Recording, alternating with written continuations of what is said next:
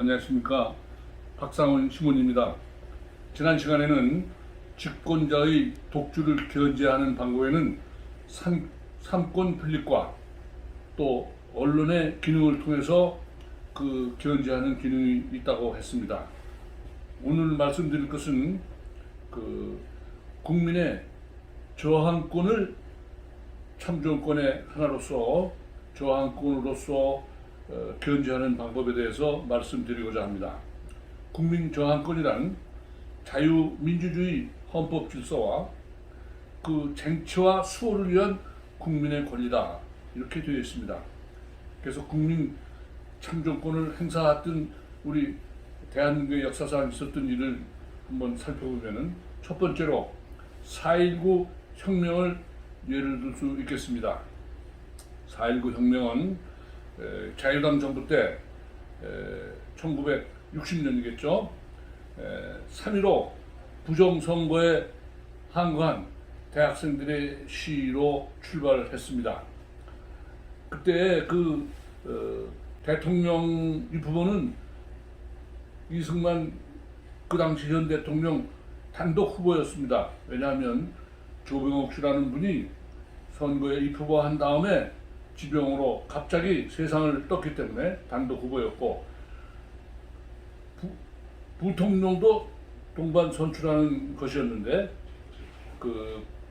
이기동 씨는 야당인 장면 씨에게 늘 패배를 맛봤기 때문에 자기가 부통령이 되려고 하는 그런 야심 때문에 부정 선거를 획책했던 것입니다. 그래서 부정선거에 항의하는 학생들을 정치 깡패를 동원해서 막 폭력을 행사하고, 급기야는 4월 18일 날 거기에 더 굴복하지 않은 대학생들이 경무대 앞까지 진출해서 시위를 벌이니까 경찰에서 총격을 가해서 많은 학생들이 사망하고 또 큰 부상을 입는 정말 엄청난 사고가 생긴 겁니다. 그때까지도 사실은 대통령이 모든 것을 책임지는 위치에 있는 분이지만 좀 연로하셨다 그럴까, 이런 것을 내부적인 것은 자유당의 실권자로서 자리하고 있는 이기동 씨에게 다 맡겼고 별로 간섭을 안 했던 듯 합니다. 그러나 이런 큰 사건이 터지니까 대통령도 다 알게 됐죠. 그래서 그분은 병원에 입원해 있는 학생들을 찾아가서 병문안을 했습니다. 그러면서 하는 말이, 학생들이 왜 이렇게 되었어? 부정을 왜 해? 부정을 보고 일어서지 않는 백성은 죽은 백성이지. 이 젊은 학생들은 참으로 장하다, 이런 말씀을 하셨습니다. 그러니까 학생 데모를 이해하고 지지하는 그런 놀라운, 집권 세력들의 입장에서 볼 때는 너무 놀라운 말씀이었습니다. 그리고 경무대에 돌아와서는 이 사태를 어떻게 수습하느냐, 이런 문제가 됐을 때 많은 대기하고 있던 내각의 장관들이 도열해 있으면서 저희들이 각하를 잘못 모신 탓입니다, 이런 말밖에 더 이상 할 수가 없었습니다. 그럴 때 이승만 대통령은 혼잣말 하듯, 자, 내가 그만두면 한 사람도 이제 안 다치겠지, 그런 얘기를 혼잣말처럼 여러 번 뇌까렸다고 합니다. 그래서 김정열 국방장관, 당시의 국방장관의 증언에 의하면 그때서야 마지못해서 김정열 씨는 눈물을 흘리면서 고개를 끄덕끄덕 했다고 합니다. 그랬더니 바로 신속하게 하야 성명을 발표하라 해서 그런 본인이 깨끗하게 물러나가는 것으로 마무리되었습니다. 오늘날 집권자와 이승만의 결단을 비교하게 되는 그러한 순간이기도 합니다. 두 번째로 국민의 저항권이 행사됐던 것은 6.29 선언을 말씀드릴 수 있겠습니다. 전두환이 장기 집권을 하면서 계속 간선제를 통해서 대통령을 뽑는 그러한 헌법 체계였는데, 많은 민주 세력, 특히 대학생들이 그것은 민주화가 아니고 호도하는 것이다 해서 직선제를 요구하는 그러한 데모를 했습니다. 그러니까 그것을 억누르기 위해서 1987년 4월 13일 전두환 정부에서는 개헌 논의를 더 이상 할 수 없게 금지 명령을 내리는 그런 호언 조치를 선언했습니다. 그러니까 아주 계엄령에 준하는 그런 조치겠죠. 그러나 거기에 굴하지 않은 데모 군중들은 계속 호언 철폐와 직선제 관철을 위해서 투쟁했습니다. 그래서 6월 26일 날 결정에 이뤄서 흔히 그때 말하는 것처럼 넥타이 부대들, 다시 말해서 대학생이 아닌 서울 중심가에 근무하는 넥타이맨 사회생활을 하는 사람들까지 데모에 합세해서 큰 세력이 형성되니까 전두환 정권은 더 이상 버틸 수 없는 상황에까지 됐습니다. 그래서 선언된 것이 노태우 그때 당 대표겠죠. 6.29 선언을 발표하면서 간선제를 포기하고 직선제에 의해서 다음 선거를 치르겠다, 이렇게 선언을 했습니다. 결국 국민의 저항권이 통한 그러한 사례겠죠. 그 다음 세 번째는 박근혜 대통령의 탄핵을 말씀드릴 수 있겠습니다. 먼저 결론부터 말하면 이 박근혜 탄핵은 대단히 부당한 것이었다는 것을 먼저 말씀드리고 난 다음에 이 실상을 설명해야 되겠습니다. 즉 발단은 삼성에서 최순실의 딸, 최순실이 박근혜 대통령 옆에서 실제로 요즘 말하는 국정농단의 인물이다, 이렇게까지 돼 있는데, 그 딸 정유라에게 삼성에서 몇십억짜리 경기용말을 사주었다. 이것에 많은 사람들이 납득하지 못하고 흥분 상태로, 분노하는 상태로 빠지게 됐습니다. 다시 말해서 젊은 층의 경우 내 집 하나 갖기 위해서는 우리가 얼마나 많은 집 한 칸 장만하기 위해서 얼마나 힘들게 살아야 하는데도 어떻게 권력자의 딸이라고 해서 손쉽게 삼성이라고 하는 대기업에서 그냥 말을 공짜로 사주느냐 해서 데모의 촛불 시위가 확대된 것입니다. 그러나 사실은 그것도 변명하자면 삼성이 정유라에게 개인적으로 사준 게 아니었고, 원래 이 마사회는 한화에서 관리하던 그러한 체육단체였는데, 서로 삼성과 빅딜하는 과정에서 한화에서 삼성으로 옮겨진 거죠.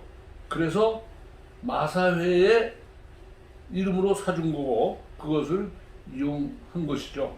그런 데에서는 전혀 잘못했다 이렇게 잘못이 없다 이렇게 말할 수는 없겠지만, 어쨌든 명의는 마사회에 사준 말이었습니다.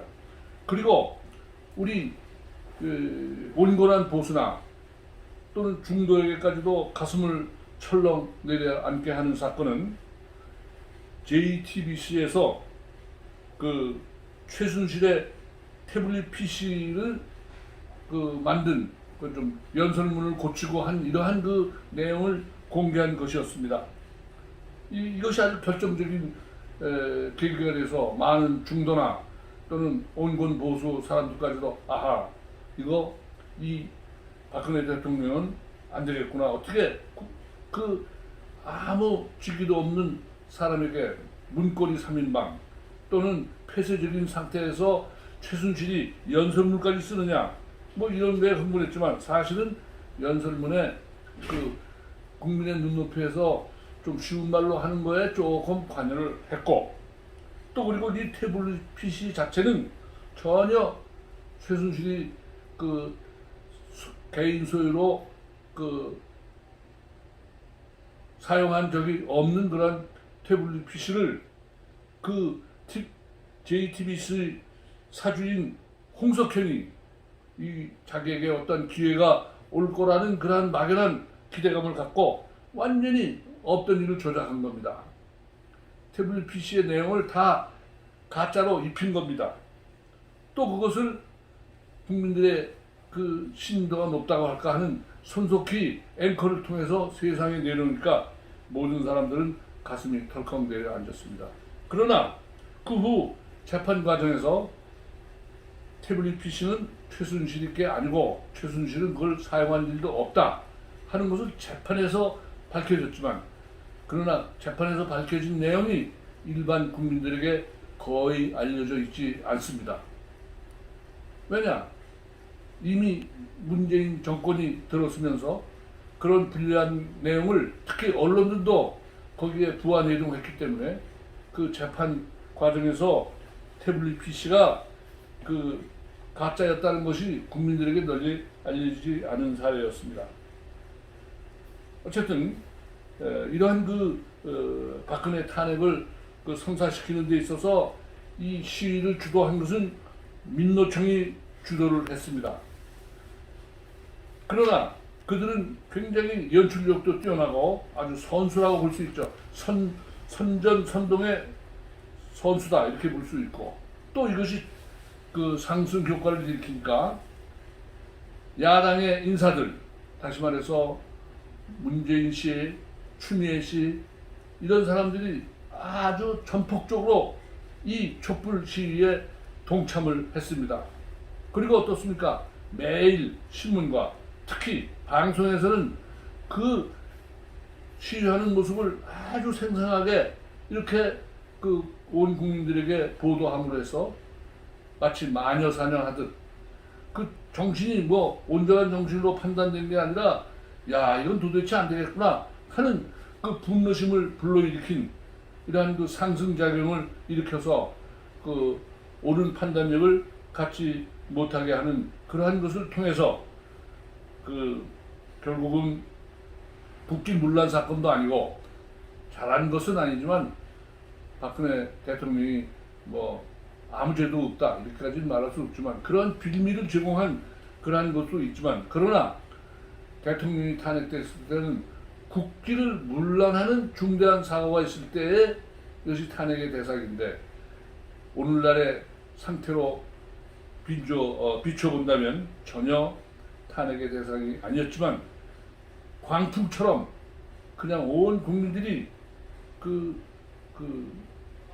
사태의 판단력을 잃고 그렇게 밀어붙여서 결국은 그 박근혜 대통령을 탄핵을 시킨 겁니다. 그러나 오늘날 작년서부터 그 절정에 이뤘던 광화문의 집회는 어떠냐? 그 앞에서 말한 것처럼 그 박근혜 탄핵 때는 정말로 젊은 이들 중심에서 배가 아파서 왜 그 삼성에서 큰 대기업에서 아무 저기도 없는 사람에게 그렇게 거액을 들여서 말을 사주느냐 하는 것에 배가 아팠던 겁니다. 이것이 기폭제였습니다. 분노의 감정을 불지른 겁니다.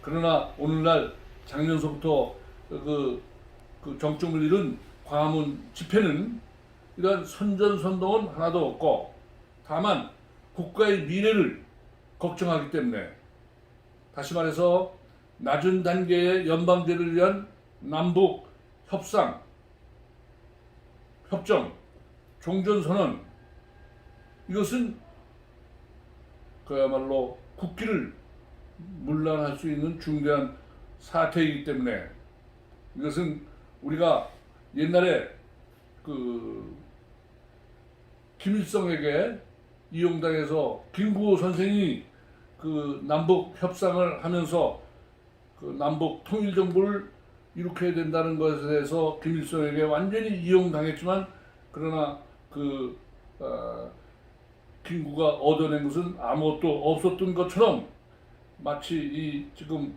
그 남북한의 평화 협정은 이것은 그 잘못된 것이고 우리에게 굉장한 디미지라고 할까, 이 어려움을 자초하는 이러한 것이기 때문에 반대하는 것입니다. 다시 말해서 배가 아파서가 아니라 마음이 아파서 이렇게 해서 광화문 시위를 한 것입니다. 그러나 앞에서 비교한 것처럼 박근혜 대통령의 탄핵을 하는 민노총에서의 시위에서는 아주 신문 방송이 매일 대대적으로 머리에 말하자면 뭔가 지진이 날 정도의 그러한 마음을 불어넣는 그러한 보도 형태를 취했음에 비해서 이 언론들이 청와대의 주사파 세력들에게 어떻게 순치됐는지, 정말 작년 같은 경우 작년 10월에 되면은 뭐 수십만 명이 광화문 일대를 뒤덮였지만 언론에서 또는 신문에서, 언론에서는 한 2단 기사로, 보수 언론에서도 조금 이런 일이 있었다는 것을 얘기했고, 특히 KBS 같은 방송에서는 단 한 차례도 박근혜 때와 같은 사태 때 엄청난, 그보다 몇 배 되는 엄청난 인파가 동원됐지만 전혀 뭐라고 할까요? 그림자 취급을 하면서 보도를 안 했습니다. 그러니까 이 나라의 운명을 걱정하는 사람들의 마음이 더 공감대를 형성하지 못하는 그런 축소되는 것을 했습니다. 그리고 정당은 어떻습니까? 그때 당시에 좌파는 전부 촛불 집회에 올인했는데, 우리나라 우파 보수 야당은 그저 관망만 하고 중도 세력을 이르면 안 된다, 이러한 알량한 생각에서 전폭적으로 힘을 합치지 못했습니다. 그래서 어느 정치인은 말했죠. 보수는 너무 비겁하다. 그 말의 요지는 자유민주주의의 가치를 주장하기 위해서 보다 우파의 정치 이념을 전파하는 의미에서 힘을 합쳐야 되는데, 그렇게 되면은 오히려 판단력을 유보하고 있는 중도까지도 끌어들일 수 있는 그러한 폭발력을 행사할 생각을 하지 않고 슬슬 눈치나 보고 이렇게 하는 행태가 너무 비겁하다, 이런 얘기를 했는데, 지금 생각해보면 참 부분적으로 대단히 일리 있는 얘기다, 이렇게 볼 수가 있겠습니다. 지난 8월 15일 날 집회도 한번 보십시오. 코로나의 위험에도 불구하고 장대비를 맞으면서 광화문 광장에 모인 시민들은 극우가 아닙니다. 극자라는 말을 붙일 수가 없습니다. 즉 배가 아파서 나온 것도 아니고 머리가 아파서 나라의 장래가 위험하니까 광장으로 나온 바른 역사 의식을 지닌 시민들이었습니다. 그러나 많은 국민들은 지금까지 수십 년 동안 대한민국이 건국된 이후에 사회주의의 위협이라는 게 뭔지를 생각도 못했기 때문에, 다시 말해서 자유민주주의의 그런 시스템 속에서 너무 만끽하고 살고 있기 때문에 사회주의가 도입된다는 것이 얼마나 무서운 일인지를 생각해보지 않는 그러한 정치 의식이다, 이렇게 볼 수 있습니다. 그래서 이 극우가 아니라 이러한 것이 너무 우리나라 장래에 위험하다. 다시 말해서 북한에 이용만 당했지 우리가 북한을 설득하고 우리 뜻대로 할 수 있다는 것은 아무것도 없다는 것을 알고 사회주의로 이미 멸망하고만 사회주의에 기웃거린다는 것은 위험하다, 이런 것이 국민적 공감대가 확대되고 증폭돼야 되는데 아직도 그것은 먼 길인 것 같습니다.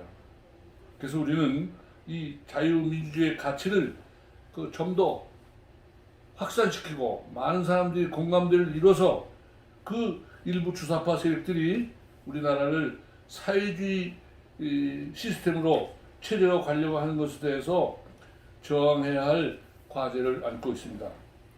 그래서 첫 번째로 우리는 아까도 얘기했지만 거짓 평화협정, 이것은 국기를 문란하는 행위라는 점을 적극 깨닫게 하는, 온 국민들이 다 알고 저항해야 하는 그러한 운동으로 발전시켜야 되겠습니다.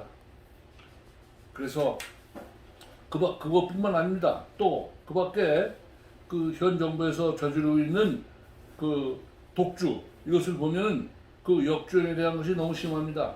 대표적으로 예를 들 수 있는 것이 원전 폐기일 것입니다. 이것은 얼마나 지금 국가적인